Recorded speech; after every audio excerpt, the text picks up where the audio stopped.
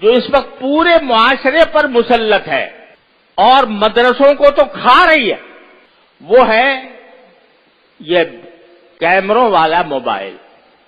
یہ ایک بلا ہے، ایک مصیبت ہے، اور افسوس ہے کہ پورے معاشرے کو کھا گئی ہے۔ اور بڑے سے بڑا عالم، بظاہر متقی، بظاہر نمازوں کا پابند، لیکن اس کے پاس یہ موبائل جو ہے، یہ جس کو آج کل اسمارٹ موبائل کہتے ہیں۔ اسمارٹ کیا ہوتا؟ وہ تو تباہ کن موبائل ہے، میزائل ہے، وہ موبائل نہیں ہے، وہ میزائل ہے۔ وہ انسان کے اخلاق کو تباہ کرنے والا، وہ انسان کے دین کو تباہ کرنے والا، انسان کے اوقات کو تباہ کرنے والا میزائل ہے وہ۔ تو اس کے اوپر ہم نے یہاں پابندی لگائی ہے، اور اسی لیے لگائی ہے کہ جو اس میں بڑے عظیم نقصان ہیں۔ ذرا یہ بات اچھی طرح کان کھول کر ہمتن گوش ہو کر سن لو۔ اس میں دو عظیم نقصان ہیں۔ ایک عظیم نقصان تو یہ ہے کہ موبائل کا استعمال کرنا، موبائل کی جو سوشل میڈیا ہے اس کو استعمال کرنا بڑے سے بڑے متقی کے لیے یہ کہنا مشکل ہے کہ اس کے استعمال میں وہ کسی گناہ میں مبتلا نہیں ہوگا۔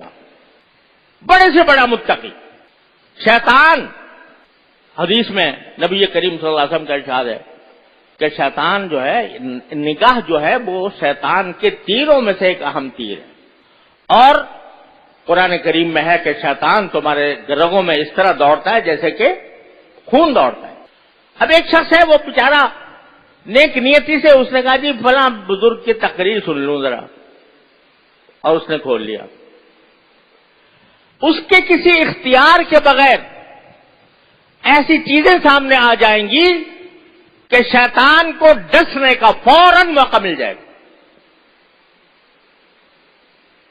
میں نہیں جانتا، لیکن بڑے سے بڑا متقی، صاحب نسبت بھی اگر وہ استعمال کرے گا تو کبھی نہ کبھی وہ گناہ میں مبتلا ہو جائے گا، اور ایک گناہ جو ہے دوسرے گناہ کو کھینچتا ہے۔ ایک چھوٹا سا گناہ ہو گیا، ایک عورت کی تصویر آ گئی، اس میں دیکھنے سے مزہ آ گیا، تو کہ یہ تو آئے گیا، ذرا اس کو اور تھوڑا سا آگے بڑھ کے دیکھ لیں۔ شیطان اس طرح انسان کو رفتہ رفتہ ایک گناہ سے دوسرے گناہ، دوسرے سے تیسرے گناہ، تیسرے سے چوتھے گناہ میں مبتلا کرتا جاتا ہے۔ تو اس لیے میں کہتا ہوں یہ میزائل ہے ہاتھوں میں، عام انسان کے لیے بھی، اور یہ اصول سارے عالم علمی دنیا میں مسلم ہے کہ دفع مضرت جلب منفعت سے مقدم ہے۔ آپ کہتے ہو کہ بھئی اس موبائل سے تو ہمیں بہت سے مواعظ سننے کو ملتے ہیں، ہمیں بزرگوں کے ہدایات اور نصیحتیں سننے کو ملتی ہیں، اس میں ہم ایسے پیغامات کا تبادلہ کرتے ہیں جو ایک دوسرے کے لیے فائدہ مند ہوتے ہیں۔ تو یہ کیا ہوئی ہے؟ یہ جلب منفعت، اور نگاہ کا بہک کر کسی غلط جگہ پر چلا جانا، یہ مضرت کبریٰ ہے۔ تو دفع مضرت مقدم ہے جلب منفعت کا۔ لہذا ایک بات تو یہ ہے کہ یہ عام آدمیوں کے لیے بھی خطرناک ہے، لیکن دوسری وجہ یہ ہے کہ اس بات کا تجربہ ہے، مشاہدہ ہے، اس میں کوئی ادنا شک و شبے کی گنجائش نہیں ہے کہ اوقات ضائع کرنے کا اس وقت اس سے بڑا کوئی اور راستہ نہیں۔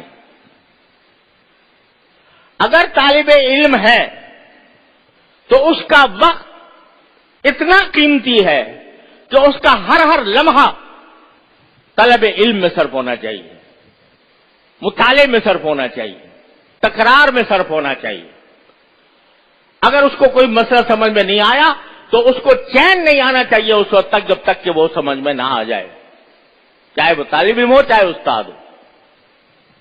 اس کا تو ایک ایک وقت قیمتی ہے، ایک ایک لمحہ قیمتی ہے. یہاں تک کہ ہمارے بزرگوں نے یہ فرمایا تھا کہ طالب علم کو مغرب کے بعد اوابین بھی نہیں پڑھنی چاہیے، صرف 2 سنت پڑھے اور اپنے مطالعے میں لگ جائے. یہ تلقین ہوتی تھی ہمارے اکابر کی طرف. تمہیں نوافل تمہارے لیے اتنی اہم نہیں ہے، تمہاری کتاب، تمہارا مطالعہ، تمہارا تکرار زیادہ اہم ہے. اپنے اوقات کو اس میں صرف کرو. تو طالب علم کا وقت تو ایک ایک لمحہ اس کا قیمتی ہے. اس کو اگر پڑھنا ہے تو اپنے اوقات کو صحیح کام میں لگانا ہے. اور یہ موبائل جو ہے یہ تمہارے اوقات کو ضائع کرنے والا ہے.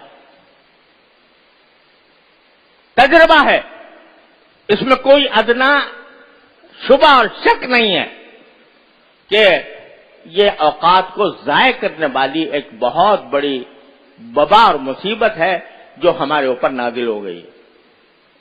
اس لیے آپ کو منع کیا گیا ہے کہ اگر باقی طالب علم ہو تو پھر اپنے اوقات طلب علم میں صرف کرو، اپنے دین کو، اخلاق کو درست کرنے میں صرف کرو. موبائل میں صرف کرو گے تو نہ دنیا ملے گی نہ دین ملے گا.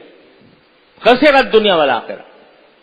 اس لیے یہاں پر یہ پابندی ہے اور آپ کو اس پابندی کا لحاظ رکھنا ہے. اگر یہ ضوابط آپ کو منظور نہیں ہیں یا آپ کا دل مطمئن نہیں ہوتا ان ضوابط پر تو پھر براہ کرم کوئی اور راستہ اختیار کر لیں، کہیں یہاں سے اپنے آپ کو کہیں اور لے جائیں. لیکن یہاں رہنا ہے اور طالب علم بن کر رہنا ہے تو ان ضوابط کی پابندی کرنی ہوگی.